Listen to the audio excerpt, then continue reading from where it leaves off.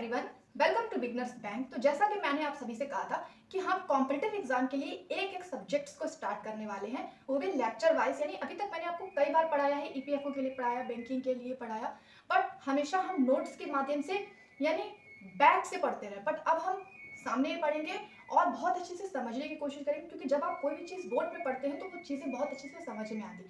तो I hope कि आपको ये मेरी पहल अच्छी लगेगी। अगर वीडियो आपको पसंद आए, ये मेरा फर्स्ट वीडियो होने वाला है जहां हम बोर्ड पे बढ़ाने वाले हैं, तो अगर आपको पसंद है तो वीडियो को लाइक जरूर कीजिएगा। और चैनल पर अगर नए हैं और सब कुछ अच्छे से समझ में आ रहा है और किसी भी कॉम्पिटिटिव एग्जाम की तैयारी आप कर रहे हैं, तो आप चैनल को सब्सक्राइब कर सकते हैं। तो देखिए, सबसे पहले हम पॉलिटी को स्टार्ट करने वाले हैं, यानी कि राज्य व्यवस्था को हम स्टार्ट करने वाले। तो ध्यान दीजिएगा, पॉलिटी में जब भी हम स्टार्ट करते हैं तो हम क्या स्टार्ट करते हैं, हम पढ़ते हैं संविधान। क्योंकि भारत का जब संविधान बना और संविधान के आधार पर ही हर चीजें बनती चली जाती, क्योंकि जो भी रूल्स बनते हैं, बिल्स बनते हैं, एक्ट्स बनते हैं, सब संविधान को ध्यान में रखकर बनते हैं। तो पॉलिटी की जो स्टार्टिंग है, यानी कि राज्य व्यवस्था की जो शुरुआत है, वो कहाँ से होती है, वो होती है संविधान से। तो संविधान कहाँ से आया, सबसे पहले हमें ये पता होना चाहिए। दो इंपॉर्टेंट पॉइंट्स हैं जिसे जल्दी से हम देख लेते हैं। देखिए, संविधान का निर्माण की जब बात आई तो सबसे पहले संविधान का निर्माण कहाँ पे किया गया, तो सबसे पहले संविधान का निर्माण हुआ अमेरिका में।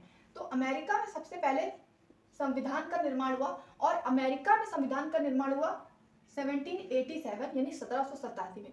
तो यानी संविधान, कॉन्स्टिट्यूशन स्टार्टिंग कहाँ से हुआ, कॉन्स्टिट्यूशन आया कहाँ से, तो सबसे पहले कॉन्स्टिट्यूशन आया अमेरिका से। 1787 में पहली बार इंट्रोड्यूस किया गया। और अमेरिका में कहाँ पर आया, तो अमेरिका में आया फिलाडेल्फिया में। ये पॉइंट्स आपको अच्छे से ध्यान रखने हैं।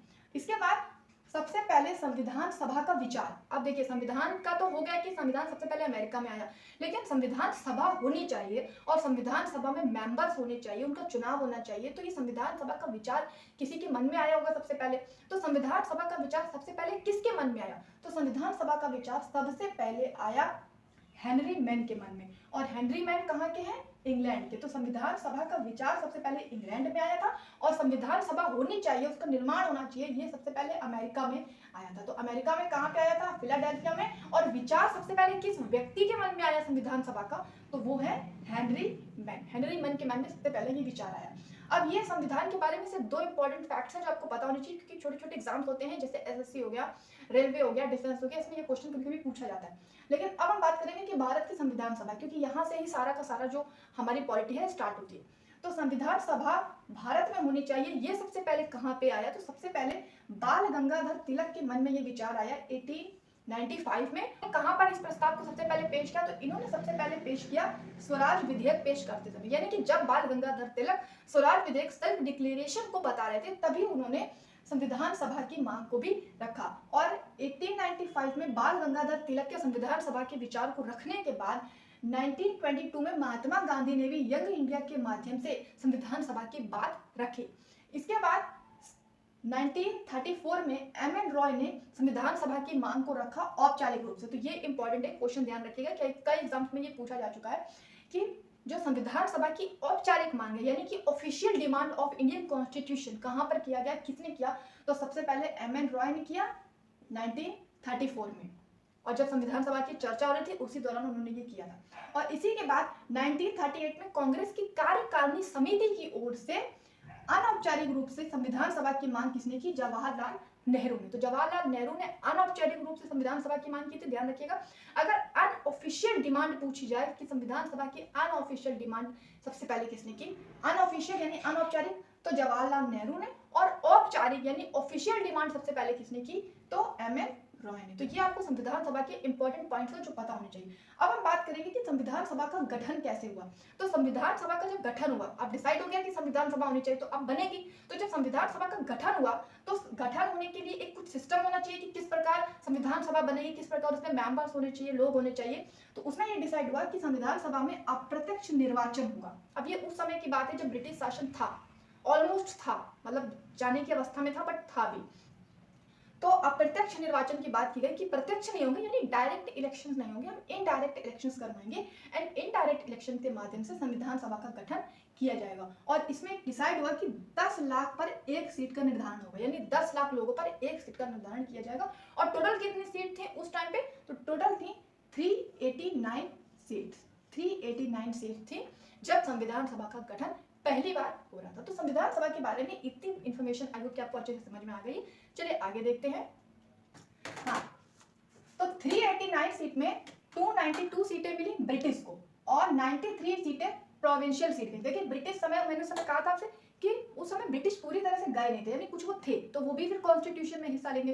तो 389 टोटल सीट में से 292 ब्रिटिश यानी ब्रिटिश लोगों को मिली और 93 प्रोविंशियल। प्रोविंशियल का मतलब होता है कि उस समय ज्यादातर राजा रजवाड़े लोग रहते थे, तो उनको भी सीटें दी गई। तो वो 93 सीटें मिली राजा रजवाड़ों को, यानी कि प्रोविंशियल सीट्स मिली। और आपको ध्यान रखना है कि 93 सीटें नॉमिनेटेड थी, यानी मनोनीत सीटें थी, मनोनीत करके इनको कॉन्स्टिट्यूशन असेंबली में लाया गया था और बाकी 4 सीटें कमिश्नरी को दी गई। तो इस प्रकार ABCD यानी 4 प्रकार के डिवाइड करके ये सीट्स का जो डिस्ट्रीब्यूशन है, यानी सीट्स का जो वितरण है वो किया गया। तो इस प्रकार 296 सीटें यहाँ पर आप देख रहे हैं इलेक्टेड थी, यानी कि निर्वाचित थी, और 93 सीटें मनोनीत थी, यानी कि नॉमिनेटेड थी। तो इस तरह सीटों का एक डिस्ट्रीब्यूशन किया गया। अब इसमें इंपॉर्टेंट है कि संविधान सभा का चुनाव हुआ कैसे। तो मैंने आपको अभी बताया था कि इनडायरेक्ट इलेक्शन हुए थे, यानी अप्रत्यक्ष चुनाव हुए थे। लेकिन इस अप्रत्यक्ष चुनाव में भी जो सिस्टम अपनाया गया था वो सिस्टम था एकल संक्रमणीय मत प्रणाली के द्वारा, यानी सिंगल ट्रांसफरेबल वोट सिस्टम के द्वारा ये जो चुनाव है ये किए गए थे। अब इसमें परिणाम क्या आया, जब चुनाव हुए तो कुछ रिजल्ट आया। तो रिजल्ट क्या था कि 208 सीटें कांग्रेस को मिली। उस समय कांग्रेस बहुत बड़ी पार्टी मानी जाती थी। तो वो क्यों मानी जाती थी, क्योंकि उसकी सीट की जो संख्या थी वो ज्यादा थी। तो अब इतनी मतलब आप देख रहे हो कि 296 इलेक्टेड सीटें, और उन इलेक्टेड सीटों की हम बात करेंगे तो 296 इलेक्टेड सीटों में से 208 सीटें तो केवल कांग्रेस को ही मिल रही हैं। बचे कितनी, 73 सीटें यहाँ पर मुस्लिम लीग को मिल रही हैं। तो सेकंड जो पार्टी बड़ी थी वो थी मुस्लिम लीग, एंड फर्स्ट जो मोस्ट इंपॉर्टेंट पार्टी उस समय बन के आई थी वो थी कांग्रेस। और चूंकि कांग्रेस एक बहुत बड़ी पार्टी थी तो कुछ लोगों ने कुछ इनके बारे में बात की जो कि एग्जाम में पूछा जाता है। तो ग्रेनविल ऑस्ट्रिच ने कहा कि कांग्रेस ही संविधान सभा थी और संविधान सभा ही कांग्रेस थी, क्योंकि अब कांग्रेस ही इतनी बड़ी पार्टी बन गई थी। तो कांग्रेस के बारे में उन्होंने एक टिप्पणी लिखी कि जब संविधान सभा में इतना बड़ा क्षेत्र कांग्रेस को मिल रहा है तो संविधान सभा ही कांग्रेस है और कांग्रेस ही संविधान सभा है। तो ये कहा किसने, क्वेश्चन कभी कभी एग्जाम में पूछा जाता है, तो ये कहा ग्रेनविल ऑस्ट्रिच ने। तो 208 सीटें मिल गई कांग्रेस को और 73 सीटें मिल गई मुस्लिम लीग को। लेकिन अब भी कुछ सीटें बची हैं, और वो कितनी है, 15 सीटें। 15 सीटें अभी बची हुई हैं, तब जाकर के 296 सीटें होंगी। तो ये जो 15 सीटें ये किसको मिली, तो ये 7 पार्टियों को मिली जो अलग अलग पार्टी थी। निर्दलीय पार्टी बोलते हैं। निर्दलीय पार्टी का मतलब होता है कि जहां एक व्यक्ति अकेला ही खड़ा होता है और खुद ही अपनी पार्टी का निर्माण करता है, उसे हम बोलते हैं निर्दलीय पार्टी। तो ये 7 निर्दलीय पार्टियां थी जिन्होंने इन 15 सीट पर वोट लड़ा। तो ये 7 पार्टियों के नाम पता हो तो बहुत अच्छा होगा आपके लिए। तो वो 7 पार्टियां हैं, यूनियनिस्ट पार्टी, कृषक प्रजा पार्टी, साम्यवादी पार्टी, सिख पार्टी, अनुसूचित जाति संघ party, unionist schedule caste federation and unionist Muslim party. तो ये 7 पार्टीज हैं। अगर इनके नाम आपको याद है तो बहुत अच्छा लगा आपके एग्जाम के लिए। अब इसमें से एक इंपॉर्टेंट क्वेश्चन बन के आता है कि इसमें एकमात्र साम्यवादी नेता कौन थे। तो ये इंपॉर्टेंट है, जब भी कोई चीज ओनली होती है, एकमात्र होती है, तो वो इंपॉर्टेंट हो जाती है।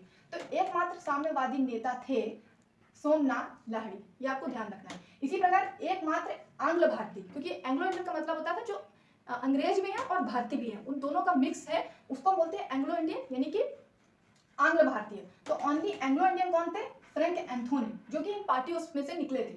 और एकमात्र पारसी नेता कौन थे, तो एकमात्र पारसी नेता थे PH मोदी। तो ये पूरा डिस्ट्रीब्यूशन था संविधान सभा का निर्माण, गठन, चुनाव। तो यहाँ तक हमने समझ लिया कि संविधान सभा आई कहाँ से, संविधान सभा का निर्माण कैसे हुआ, उसका गठन कैसे हुआ, पार्टी कैसे बनी, चुनाव कैसे हुआ, चुनाव का परिणाम क्या आया। इसके आगे की जो भी पॉलिटी में हम पढ़ने वाले हैं कि संविधान सभा में अभी और भी कुछ चीजें जो हमें पढ़नी है वो हम नेक्स्ट वीडियो में पढ़ेंगे। तो अगर आपको ये वीडियो पसंद आया, सब कुछ बहुत अच्छे से समझ में आया, एक कहानी के फॉर्म में अगर आप किसी भी सब्जेक्ट को पढ़ेंगे तो वो सब्जेक्ट आपके दिमाग में छप जाएगा और आपको एक चीज रटनी नहीं पड़ेगी। अगर आप नाम की भी बात करें तो जब 1 से 2 या 4 बार आप वीडियो को देखेंगे तो आपको खुद ब खुद ये नाम सारे रट जाएंगे, अलग से रटना नहीं पड़ेगा। तो आई होप कि आपको वीडियो पसंद आया होगा। अगर वीडियो पसंद आया, सब कुछ अच्छे से समझ में आए तो वीडियो को लाइक कीजिए, शेयर कीजिए और चैनल पर नए हैं तो सब्सक्राइब जरूर कर लें। मिलते हैं नेक्स्ट वीडियो में, धन्यवाद।